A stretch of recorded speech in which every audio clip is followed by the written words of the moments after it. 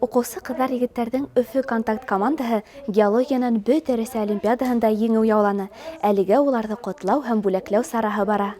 Екатеринбургта үткән олимпиадала беҙҙекеләр шәп һөҙөмтәләр күрһәтте. Улар күп призлы урындар яуланы. Бәйгелә Рәсәйҙән башҡа тағы ла Ҡаҙағстан, Үзбәкстан, Беларусь, Тажикстан, Ҡырғыҙстан илдәренән уҡыусылар көс һынаған. Еңеүгә табан барғанда ҡыйынлыҡтар аша үтеү был команда өсөн тәү тапҡыр түгел.